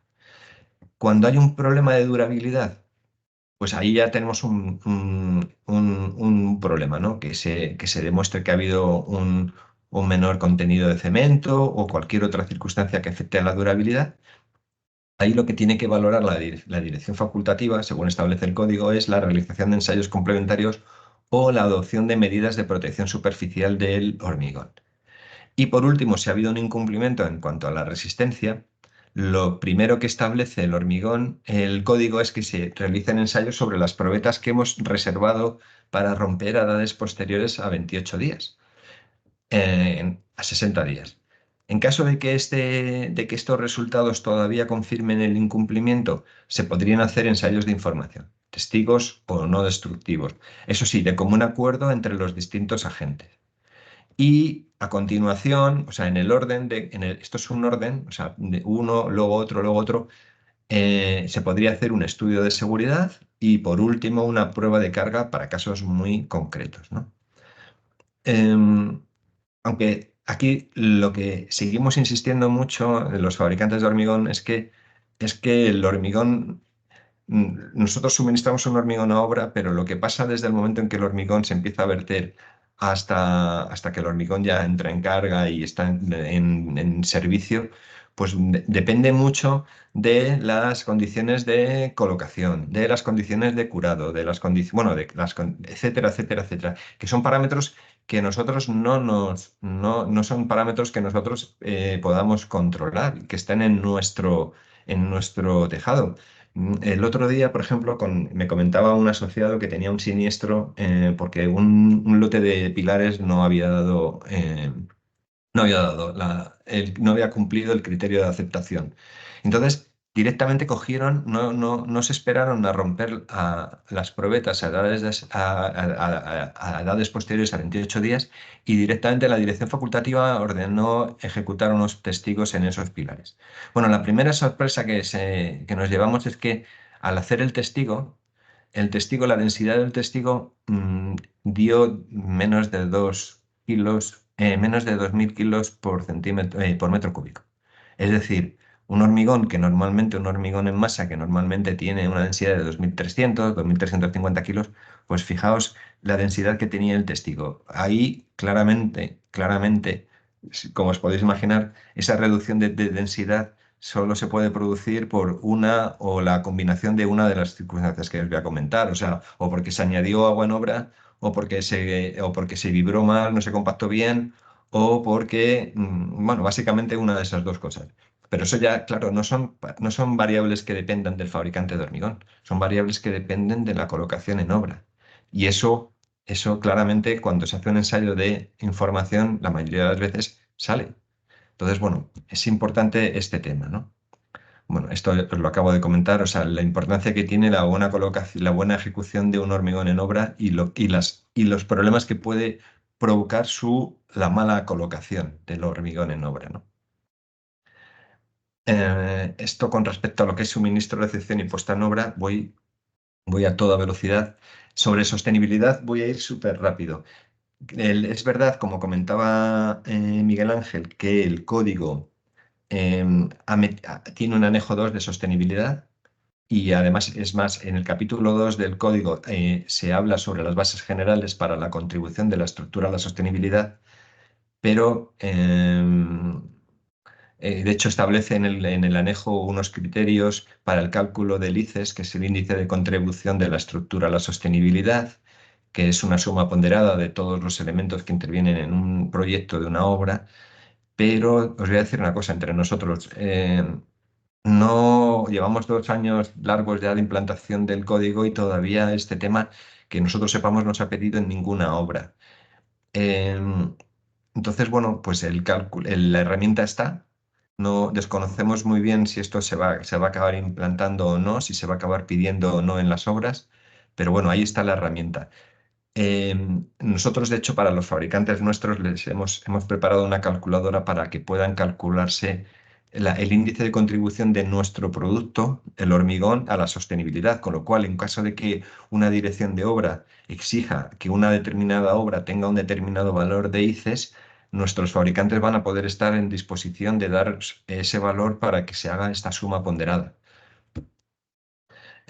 Ahí, bueno, en esta suma habría que incluir pues, todos los elementos de hormigón armado, todos los elementos de hormigón pretensado, todos los elementos de prefabricados, todos los elementos de acero estructural, etc. Como digo, es una suma ponderada que bueno, se desarrolla en el anejo 2 del código. Pero lo que sí que quería poner en valor aquí respecto al tema de sostenibilidad es la declaración ambiental de producto de nuestra asociación para los fabricantes de hormigón. Esta declaración ambiental de producto ha tenido ya dos versiones. Una primera versión, cuando se lanzó, pues se apuntaron un número determinado de empresas y de plantas. Bien, visto que era un tema muy interesante, hubo una segunda convocatoria, que es la que os enseño, es este documento que salió el 14 de septiembre del año pasado, en el cual se apuntaron muchas otras. Insisto, es una DAP sectorial que está realizada en base a del orden de 200, 300 plantas de hormigón en toda España, que han dado ellos sus valores y se ha hecho un análisis de esos valores y se ha sacado el valor de la huella de carbono de un hormigón hasta 25 megapascales y los hormigones de 30 megapascales en adelante. Entonces, esta DAP sectorial también la tenéis colgada en nuestra web y es bastante interesante. Es una DAP sectorial que va del hecho o sea, de A1 a A4, es decir, incluye todo lo que es el proceso de fabricación del hormigón, todas las materias primas, y A4 es lo que es el transporte del hormigón hasta obra. O sea, incluye todo lo que es el proceso de fabricación hasta llegar a obra. En el momento en que se empieza a verter, ahí acaba A4. Además, otro tema relacionado con la sostenibilidad es que desde hace muy poquito, semanas, tenemos a disposición de nuestros asociados también una herramienta para el cálculo de DAP de las DAPs de cada uno de los hormigones de cada uno de los fabricantes. Esta herramienta es una calculadora en la cual cada fabricante va a poder meter sus dosificaciones de sus hormigones y va a poder calcular la DAP de esos hormigones concretos que se puedan suministrar en una obra determinada. Con lo cual, esto está muy en la línea de lo que va a venir, que es, sabéis que la Directiva sobre Eficiencia Energética establece que a partir de 2030 todos los edificios nuevos tienen que ser climáticamente neutros y hay que hacer un análisis del ciclo de vida del edificio. Entonces, para hacer el análisis del ciclo de vida es necesario conocer la DAP de cada uno de los materiales que influyen en el edificio, que entran a formar parte del edificio. Este requisito de 2030 para edificios nuevos se acorta para aquellos edificios nuevos de la administración pública, que es, en vez de 2030, es 2028. Es más, hemos estado en jornadas con el Ministerio de la Vivienda y estaban planteándose si establecer una serie de procesos, de periodos de prueba a partir de 2026, de solicitar estos datos para ir viendo problemas que puedan existir. Con lo cual estamos hablando de que a lo mejor en un par de años este tema ya se empieza a exigir o a pedir, aunque sea de forma recomendada, para determinadas obras, ¿no? Entonces, bueno, esto es un ejemplo de los valores que da nuestra calculadora, o sea, lo que también de A1 a A4 y da todos los valores que incluyen la DAP o solamente lo que afecta a la huella de carbono. Eso se pueden elegir el informe de resultados, pues, puede ser o completo o solamente ceñirse a lo que es huella de carbono. Y por mi parte, nada más. O sea, ahora ya sí que en esta parte, que es listar una serie de situaciones que nos estamos encontrando los fabricantes de hormigón en el día a día, sí que me gustaría, vamos, comentarlos. Si Miguel Ángel quiere, me echa una mano aquí. Y luego ya os digo, acabamos esto y si queréis abrimos un pequeño tiempo de preguntas para que si os ha quedado alguna duda o alguna cosa que queréis aclarar, pues lo hacemos. Mira, en este tema, esto es una recopilación de situaciones reales que nos encontramos en el día a día. Mira, en cuanto a lo que es el control documental, nos estamos encontrando que existe bueno, yo os hablaba Miguel Ángel que la implantación del código es un 50%, pero esa implantación del código es un 50% a nivel nacional, pero en nuestra comunidad autónoma todavía en algunos casos es más baja, ¿no? Entonces todavía se prescriben hormigones con instrucciones derogadas hace mucho tiempo. Eso es uno de los temas que nos encontramos. No se solicita la documentación que prescribe el código, lo que es la declaración responsable y la ficha técnica. A veces se pide la declaración responsable, pero no se pide para... La declaración responsable es para todos los hormigones que suministran una determinada planta. Bueno, pues a veces se pide declaraciones responsables para cada tipo de hormigón. Tampoco se está pidiendo en muchos casos el suministro de hormigón desde plantas con el certificado de cumplimiento del Real Decreto. También lo hemos comentado. nos hemos encontrado en alguna población de Castilla-La Mancha de que se está fabricando hormigón estructural con autohormigoneras. Entonces, bueno, pues esto lógicamente, o sea, esto ya es el culmen de una mala praxis, ¿no? Porque este tipo de maquinaria no tiene ningún control sobre el hormigón que está fabricando. No se pide por escrito el hormigón. Lo ha comentado Miguel Ángel, lo he comentado yo, es habitual que se pida muchas veces por teléfono y con lo cual se desaparece la posibilidad de hacer una trazabilidad sobre el producto suministrado. Eh, se suelen tipificar los hormigones mal, también lo ha estado comentando antes Miguel Ángel, no se tipifican todos los ambientes o, como decía Miguel Ángel, no se cumplen los requisitos de durabilidad. Se solicitan hormigones con resistencias inferiores a las exigidas para los ambientes a suministrar. No se prescribe consistencia fluida en obras de edificación. Es más, se nos ha dado el caso en alguna ocasión de que se haya devuelto un hormigón a planta de algún hormigón suministrado con consistencia fluida y cuando llegó el hormigón a obra, como quien recibe el hormigón suelen ser los estructuristas, esto lo menciono un poquito aquí a continuación, a veces no está en obra, en la dirección de obra, o no está, o si está, no conoce suficientemente bien la norma. Entonces, pero vamos, suele ser más en el caso de que sean los estructuristas quienes están recibiendo el material. Al ver el hormigón fluido y no les encaja dentro de sus esquemas y lo han devuelto a planta. No, con la excusa de que ese hormigón no estaba bien y lo han devuelto a planta.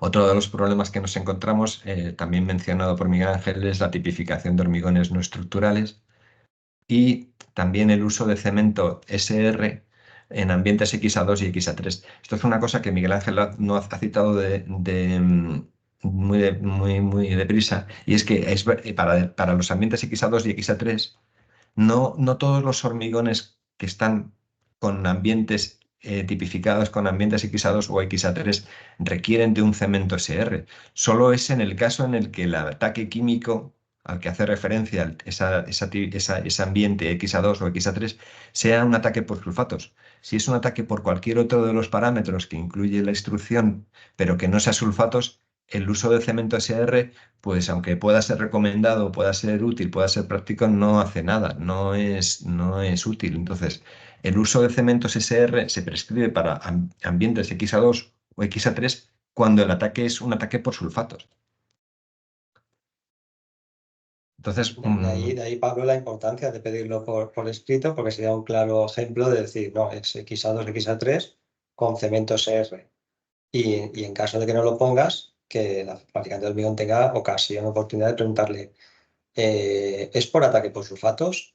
Vamos a preguntar, vamos a ir al proyecto, vamos a la dirección de obra, vamos a aclararlo antes de, porque lo que tú decías, ha dado el caso de suministrarlo, ponerlo, no tenía SR, es que el fabricante tenía obligación, ¿no? Es que el fabricante no conoce el contenido del proyecto. Con comunicación previa se soluciona. correcto. Luego, en cuanto al control de recepción, los problemas más habituales que nos estamos encontrando es la adición de agua al hormigón en obra. Bueno, esa es una práctica, por desgracia, súper, ultra, mega habitual, que no hay forma de quitárnosla de encima. Sí nos la quitaríamos encima si los hormigones vinieran con la consistencia fluida, porque una consistencia fluida es una consistencia que se coloca fenomenal en obra y facilita la colocación, facilita todo el compactado, el vibrado, etcétera, y no requeriría ningún tipo de adición de agua y es el hormigón suministrado por el fabricante con la responsabilidad asumida por el fabricante. Luego, las probetas para roturas a edades posteriores a 28 días. Y luego lo que viene a continuación tiene que ver mucho con el control de recepción, pues son prácticas que nos encontramos también, ¿no? Normalmente el cono en el control de recepción por parte del laboratorio, pues muchas veces no se realizan dos mediciones de cono, a veces no se realiza ninguna medición de cono y aparece una mención en el acta que no sé de dónde sale. Hay a veces problemas también en el llenado de la probeta. Normalmente no se entrega el acta de toma de muestras. No se suelen cumplir lo que os mencionaba antes, los criterios de conservación de las probetas en obra. A veces se hace un cálculo erróneo de los lotes de control en una obra.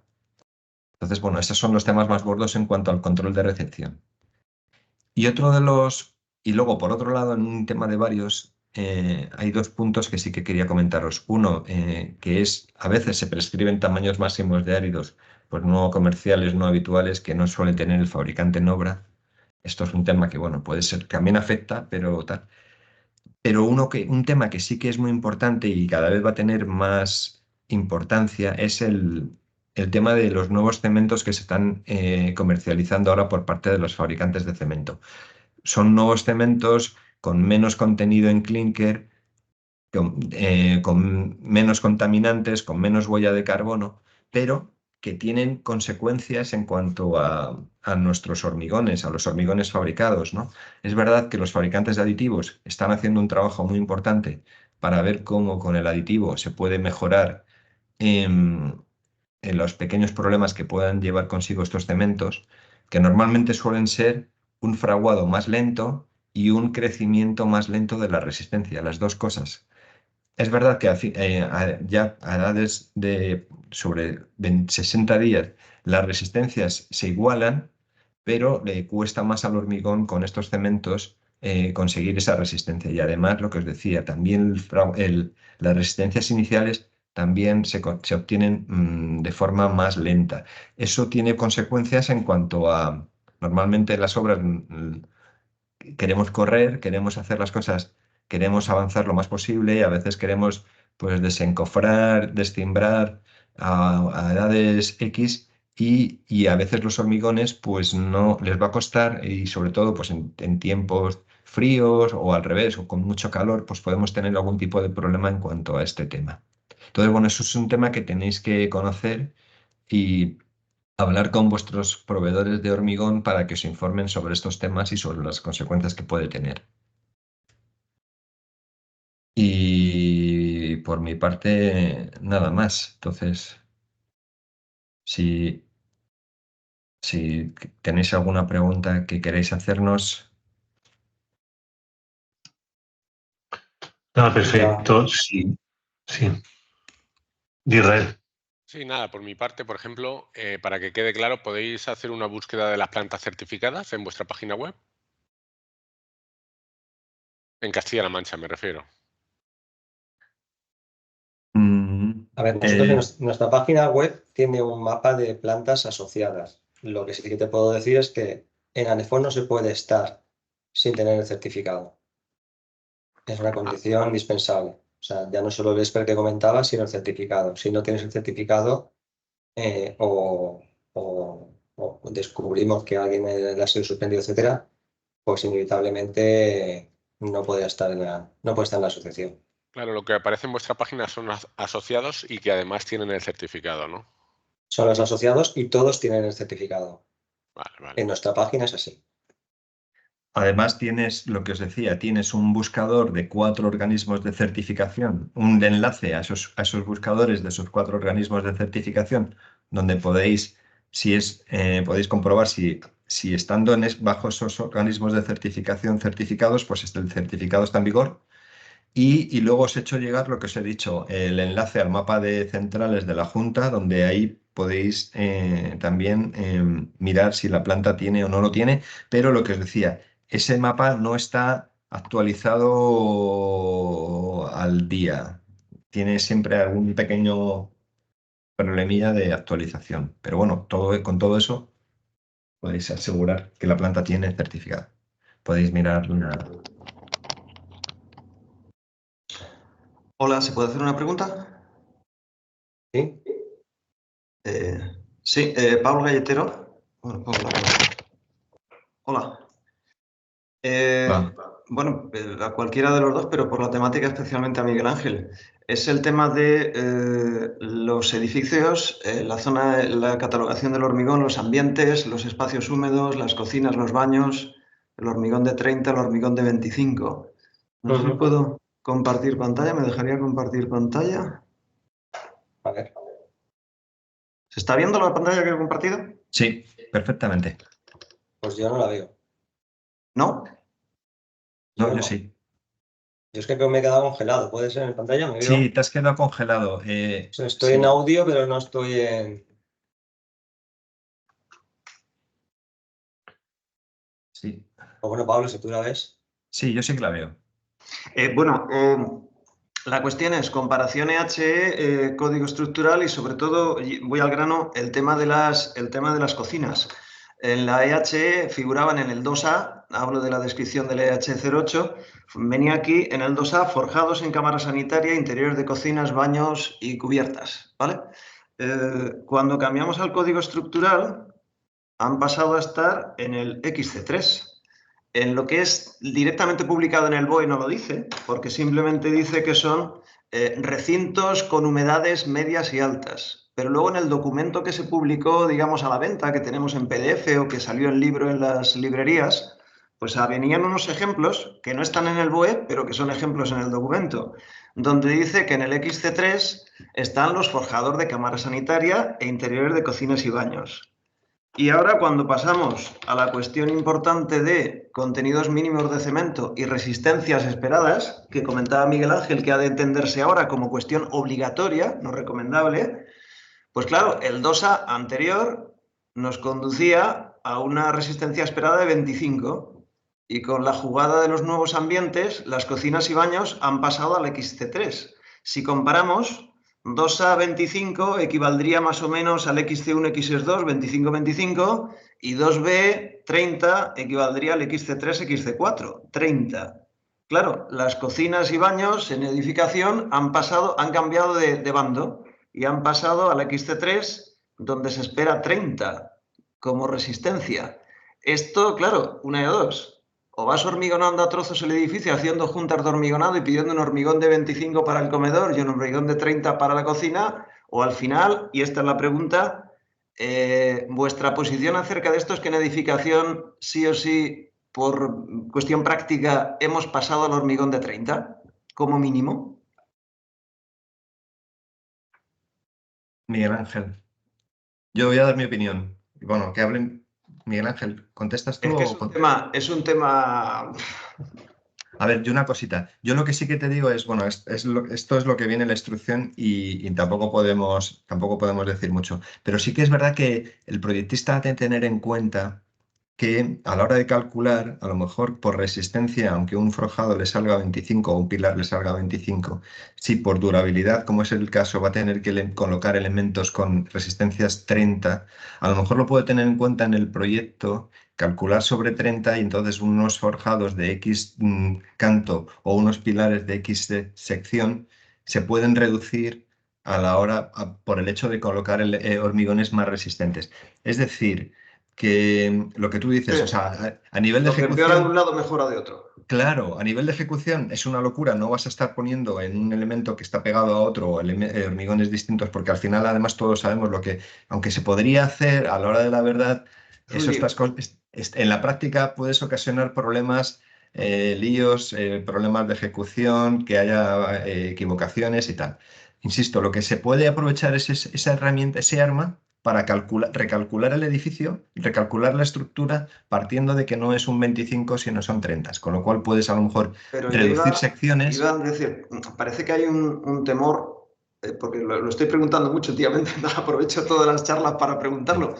Hay como una especie de temor de fondo de que alguien diga, oye, mira, se acabó, a partir de ahora en edificación ponemos mínimo 30 y de esa manera se salva este problema. Nadie termina de darlo así taxativamente. Porque por durabilidad, Miguel Ángel ha insistido mucho en que esa tabla es de obligado cumplimiento. Y si es así, por durabilidad estamos obligados a poner 30. ¿Estáis de acuerdo, no? Sí, sí, así es. Y parece que existe ese temor porque ten en cuenta que nosotros veníamos del 250 durante muchísimos años. Que en su que día fue tardó. 175 y no Pero pasó te digo, nada antes, cuando se cambió. no pasó ¿Por qué nada, ha de pero pasar algo ahora? Decir, oye, mira, se pone 30 y se acabó. ¿Dónde está el...? Oye, y si hay que hacerlo... En precio, ¿cuánto sube? Ya sé que no es una referencia. ¿Cuánto hay de incremento de precio de un 25 a un 30 de media? No os estoy pidiendo que... Seguro que en Madrid no tiene nada que ver con Valencia, pero Ya. de largo, ¿sabes? Pero el problema radica en que las tarifas normalmente se ponen todavía con resistencia característica. Y yo creo que es un error. Yo creo que al final había que poner una tarifa con contenido mínimo de cemento. Vale. Porque suele ser ese, o sea, el ambiente se deja ahí como un apellido, pero se insiste en el HA25 porque así venía en el proyecto, así viene presupuestado, así se revisó, y cambiar ese HA30, que supone esos X euros, que la verdad que no sé decirte cuánto puede ser, a lo mejor 4 o 5 euros, no lo sé, pues es un problema. Con el HA30 se resolvería todo, pero yo creo que más viene por un tema comercial. Igual que lo de blando fluido, por ejemplo. El caldo fluido, ya que comentas, y no sé si ha acabado o no, es decir, en el tema de los forjados inclinados, ¿cómo resuelves la consistencia fluida en forjados inclinados? Ahí desde luego es más complicado. En la guía esta que hicimos en su día con el Musad se hablaba de algunas técnicas que hay, pero yo la verdad que no lo he visto in situ, con lo cual no te puedo decir si eso funciona o no, con temas de forjados intermedios y ventanas, o sea, hormigonando primero por la parte de arriba, pero claro, esos forjados, ¿quién los tiene? No. Eso no industrialmente existe, pero eso yo sé que no los tiene. Entonces, claro, es un tema de tiempos, es un tema de que los estructuristas vayan acomodando sus forjados, que tengan que ser más rígidos, más estancos y luego que solucionen esos problemas en las rampas, ¿no? Entonces, evidentemente, ¿qué es lo que pasa? Que si tú tienes un forjado con una rampa y pides un hormigón, pues el pedir un hormigón intermedio, plástico blando para esa rampa y pedir al mismo Quedarte en la tiempo uno frontera, ¿no? fluido, Te coges el claro, cono de quedarte arras y ahí. te pones justo en la frontera entre uno y otro, ¿no? Entonces había que aprovechar de alguna manera que ese fluido, pues claro, lo puedas aprovechar y no desperdiciar cuando llegues a la rampa, ¿no? Yo entiendo que son problemas que nos encontramos en la obra y es la incongruencia pues con la teoría que a veces pues no va acomodada.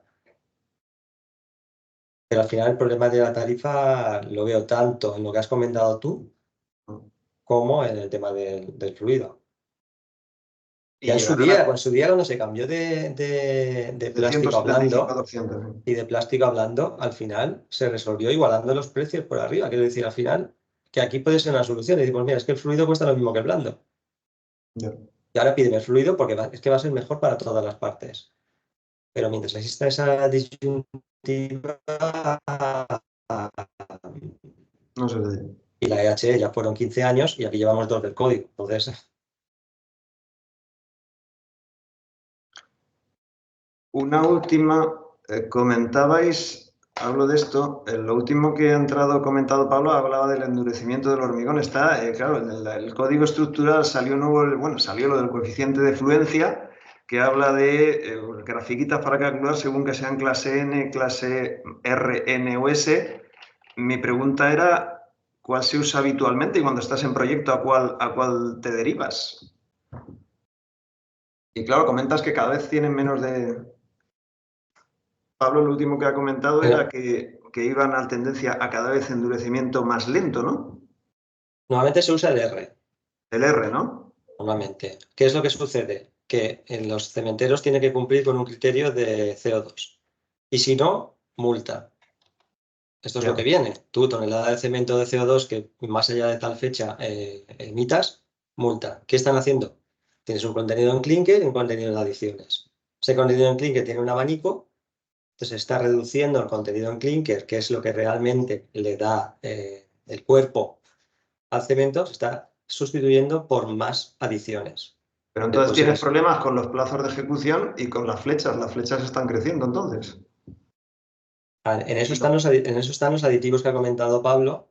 Los aditivos están haciendo un esfuerzo porque están haciendo aditivos de última generación para que eso que el cemento puedas pensar que es una habilidad, el aditivo lo corrija. No solo aditivo para el hormigón, aditivo para el cemento. El otro día estuve en una charla y ya no solo es que tú pongas más escorias de alto horno o pongas arcillas calcinadas, sino que aditivos en el cemento corrijan esas situaciones que estamos comentando y luego están también los mismos aditiveros para el aditivo al hormigón.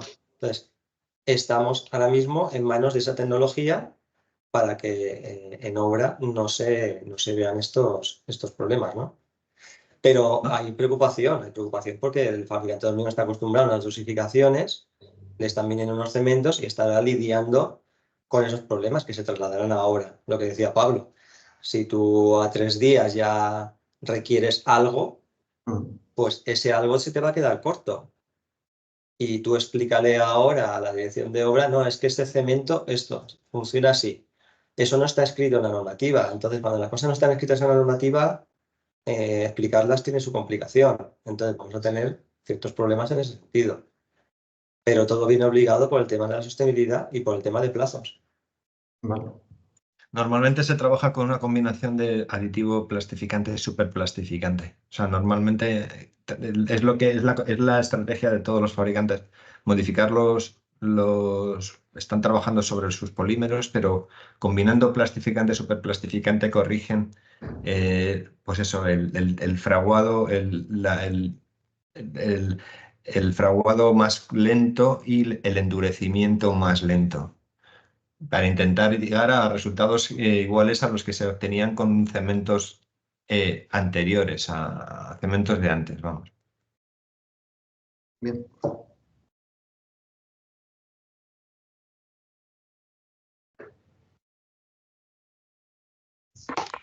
¿Alguna pregunta más? Una cosa, Ramón González pregunta por los enlaces. Yo creo que hay dos enlaces que se han puesto al principio del chat. No sé si se referirá a otro.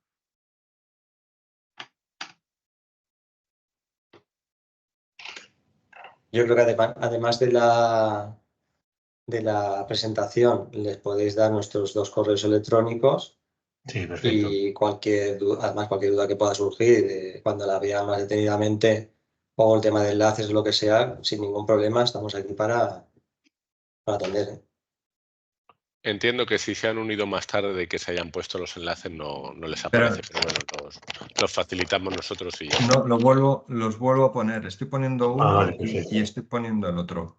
Y las presentaciones te las enviamos ahora, os las enviamos ahora y ya las compartes tú con los... Es que no veo la forma de hacerlo a través del Teams. O sea, os lo hago llegar, os Ya las enviamos hacemos llegar a correo. vos. También no sé cómo ha habido gente que no ha asistido a toda la charla o gente que se apuntó y que no ha asistido, pues ya enviamos tanto el enlace del vídeo como la documentación y vuestros contactos por si tienen alguna duda y quieren contactar con vosotros. Muy bien.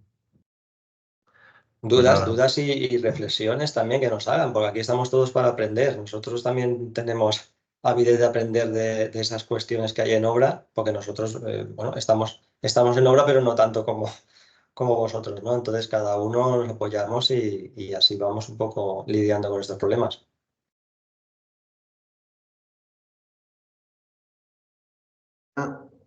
¿Puedo una última pregunta? Sí, claro. En la cuestión del control de calidad estaba lo que era aquello de la dispersión certificada. Existen empresas con dispersión, lo digo porque a la hora de llegar a las formulitas llega la dispersión certificada, llegas allí y dices, ¿y qué pongo? Se supone que el fabricante tiene... No existe. No existe. Ahora mismo no hay reglamento aprobado. Tiene que haber. Ahora mismo hay un borrador de reglamento. Tiene que aprobarse por el ministerio y luego tienen que recogerlo las entidades que estén interesadas, Provenor, W, las que sean, para desarrollar sus propios reglamentos. O sea que ahora mismo ese caso no se puede. Y si alguien te dijese, es un error que no se ha entendido, pero que sepas que ahora mismo a día de hoy no. Imposible. Es más, Pablo, lo que decía, en Castilla-La Mancha no hay, que yo sepa, hasta donde yo sé, no hay ni una sola central que tenga distintivo de calidad oficialmente reconocido. Claro, que sería el paso previo, con lo cual... Sería el paso previo. O sea, no puedes tener la dispersión certificada, que todavía no está el reglamento tal, pero sin tener un distintivo de calidad oficialmente reconocido. Lo que sí que nuestros fabricantes, bueno, todos los fabricantes, están obligados a llevar un control de su producción. El Real Decreto establece que cada 300 metros cúbicos tienen que coger una serie de probetas y ensayarla. Y tiene que llevar un control sobre la resistencia y sobre la variabilidad de su producto. Resistencia y variabilidad. Para que la resistencia esté en un... Y se tiene que marcar un objetivo de producción. O sea, la producción tiene que estar dentro de su objetivo de producción, que establece la instrucción cómo tiene que ser ese objetivo, los requisitos que debe cumplir ese objetivo. En cuanto al al riesgo del consumidor. Entonces, bueno, ya te digo, el fabricante tiene que llevar un control estadístico, pero bueno, este caso de la dispersión certificada, insisto, solo funciona dentro del ámbito de un distintivo de calidad oficialmente reconocido. Y no está todavía desarrollado, no existe. Vendría muy bien. Bueno. Vale.